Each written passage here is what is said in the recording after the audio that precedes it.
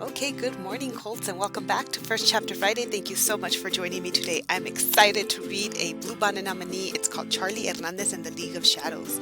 This book is just awesome. It kind of has a little bit of everything: mythology, Hispanic folklore. It takes place in Central America. It's just a pretty cool read, and you can find it at the Scholastic Book Fair if you like it. Now, because Chapter 1 is super short, I am going to read Chapter 1 and 2, but they're both short, so no worries. Thank you. Enjoy. So, Charlie Hernandez and the League of Shadows by Ryan Calejo. Get it at the Scholastic Book Fair this week. You can sniff it when you get it. So, Chapter 1. Myths, my abuela used to say, are truths long forgotten by the world, which is probably why she collected them the way some people collect stamps, or mugs with pictures of kittens on them. She gathered tales of enormous horned snake-like sea creatures, of two-headed vampire dogs with glowing red eyes, of terrifying man-eating ghouls that stalked the night, searching for naughty children to kidnap.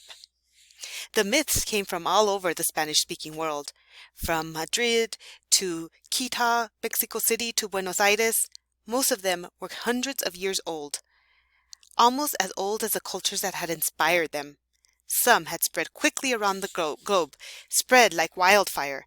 Others never even left the tiny rural towns where they'd first been told.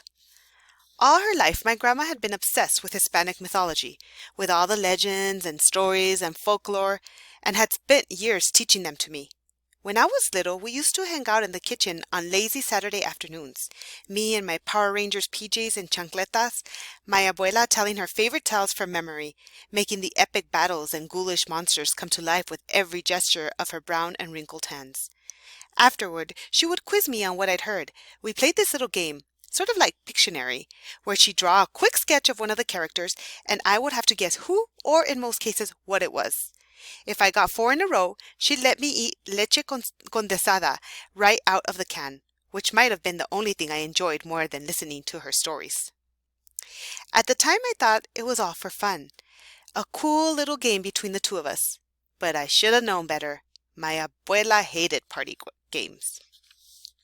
Chapter 2. I still remember the first night in the police station like it was yesterday. The tall sheriff's deputy telling me that everything was going to be okay. There was nothing for me to worry about, that they'd find my parents, promising me that. Then he handed me a chewed-up number 2 pencil, dropped a yellow notepad on the desk in front of me, and told me to write down everything I remembered. Told me not to leave anything out, not even what I was feeling. I'm not sure which was more embarrassing, the fact that I could barely hold the pencil in my sweaty, trembling hands, or that I didn't have anything to write. See, I wasn't there the morning my parents went missing. I was at the local guitar shop, and I wasn't there later that afternoon when our house burned down. I had biked over to Zoo Miami for the day. So 45 minutes later, I'd gotten down only 2 words, but they were the truest words I'd ever written. I'm scared. So scared I could barely breathe.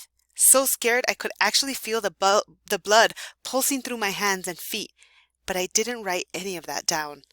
Instead, I sat frozen in the small interrogation room with tears running down my cheeks, waiting for the deputy to come back, waiting to wake up from this horrible nightmare. And that was when the pain came. It felt like 2 little bee stings up near my temples, hot and sharp, but lasting for only a moment.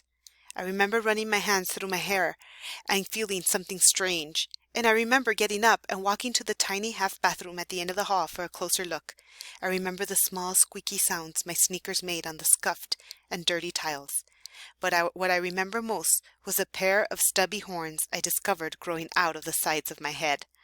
They were a dark golden color, like honey mixed with dirt. So, pretty cool. First 2 chapters of Charlie Hernandez and the League of Shadows. It is the first book of a series, and I hope that you will pick it up at the Scholastic Book Fair. Thank you so much.